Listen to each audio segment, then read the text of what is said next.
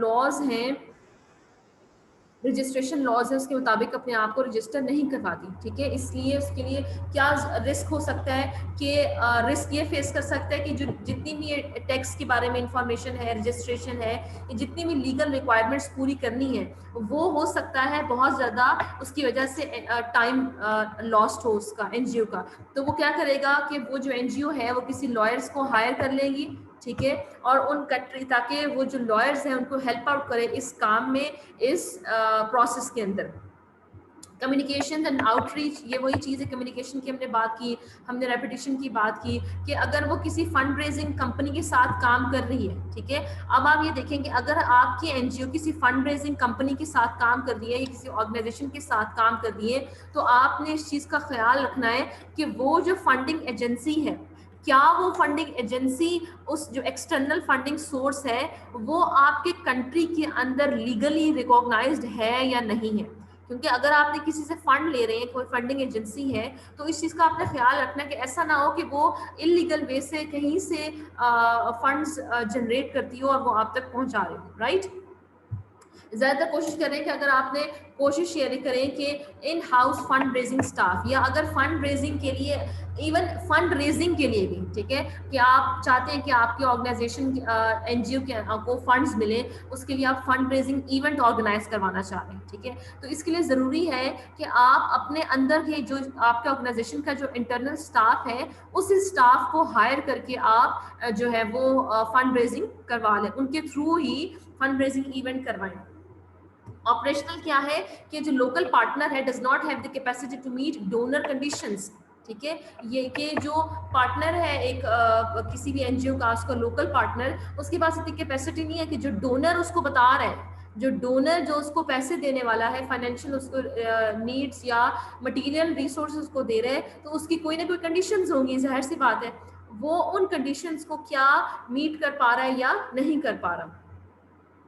इसलिए ज़रूरी है कि ये मिटिगेशन मेजर्स ये बता रहे हैं कि अच्छा होगा कि जो स्टाफ के जो मेंबर्स हैं उस एनजीओ के, वो जो ये पार्टनर ऑर्गेनाइजेशन है उसके साथ बैठ के मिले, डिस्कस करें, डिसाइड करें कि कैसे इस चीज़ों को लेके जाना है, ठीक है। एग्जाम्पल्स है, इंटरनल रिस्क कैटेगरीज कौन सी होती है, आपको जैसे बताया कौन सी है कि फाइनेंशियल मैनेजमेंट ऑर्गेनाइजेशन की है, ये इंटरनल है। इंटरनली ही एक ऑर्गेनाइजेशन को किस तरह के रिस्क फेस करने पड़ सकते हैं। Management of human resources, human resources को मैनेज करने से रिलेटेड आईटी से एक्टिविटीज, ठीक है। अब इंफॉर्मेशन को मैनेज कैसे किया जा रहा है, ये इंटरनल रिस्क कैटेगरीज है।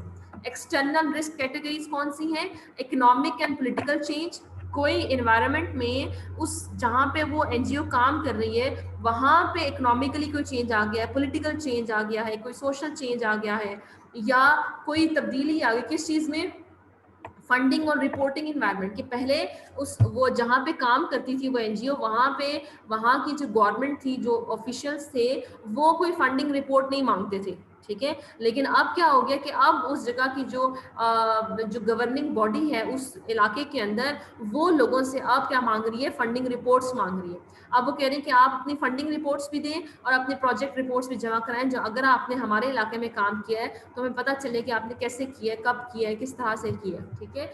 या अगर लीगल या कंप्लाइंस कोई चेंज आ गए हैं, वहाँ पे रजिस्ट्रेशन के फॉर एग्जांपल लॉज डिफरेंट हो गए हैं, वहाँ पे कंपल्सरी कर दिया जाता है फॉर एग्जांपल एनजीओस को कि अगर वहाँ पे उन्होंने काम करना है, if they want to be operational one, ठीक है, अगर वो चाहते हैं कि वहाँ पे उनकी एग्जिस्टेंस मौजूद रहे for a longer time period, तो ये नया फॉर एग्जांपल अगर वो 10 साल के लिए वहाँ पे ऑपरेट करना चाहते हैं, तो ये 10 साल के लिए एक एनजीओ को काम करने के लिए ये इस रजिस्ट्रेशन करवानी होगी इस लॉ के अंडर, ठीक है। तो ये शो कर रहा है कि एक्सटर्नल रिस्क कैटेगरीज कौन सी हैं और इंटरनल रिस्क कैटेगरीज कौन सी हैं। ये हमने सारी रिस्क कैटेगरीज देख ली, ठीक है। अब यहाँ पे ये लोग ये शो कर रहे हैं कि हर एक रिस्क कैटेगरी दूसरी रिस्क कैटेगरी की वजह बनती है, ठीक है। अब सिक्योरिटी की वजह से हो सकता है ऑपरेशनल इनएबिलिटी हो जाए, ठीक है। सेफ्टी की वजह से हो सकता है कि वो प्रॉपरली काम ना कर सकें, ठीक है। तो ये शो कर रहे हैं कि जो रिस्क कैटेगरीज हैं वो आपस में एक दूसरे के साथ लिंक है।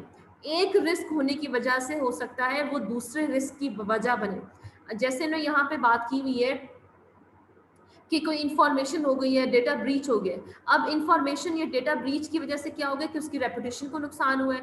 रेपुटेशन के नुकसान की वजह से क्या हुआ कि वो जो एनजीओ है वो अब प्रॉपरली ऑपरेट नहीं कर पा रही, कि उसकी रेपुटेशन को नुकसान हुआ। इस वजह से जो फंडिंग एजेंसीज हैं अब उनको वो फंड्स नहीं देती, ठीक है। या कोई करप्शन की खबर पता चल गई है, ठीक है, कोई थेफ्ट हो गई है उनकी ऑर्गेनाइजेशन में, तो थेफ्ट होने की वजह से उनकी रेपुटेशन भी खराब होगी। कोई करप्शन के केस सामने आने की वजह से उनकी ऑपरेशनल एबिलिटी भी खराब होगी, कि वहां पे जो काम करने की सलाहियत थी उनकी वो भी असरअंदाज हुई। या अगर सिक्योरिटी का कोई मसला चल रहा है, कोई उस एरिया में वॉर जोन है, वहां पे वायलेंस के इश्यूज बहुत ज्यादा होते हैं, तो वो किसको असरअंदाज कर रहा है, उस एनजीओ की ऑपरेशनल एबिलिटी को, ठीक है। तो एक रिस्क कैटेगरी दूसरे रिस्क कैटेगरी के साथ लिंक है, ये आपस में एक दूसरे को की वजह बनती है, या आपस में एक दूसरे की जो है आप कह सकते हो कि अफेक्ट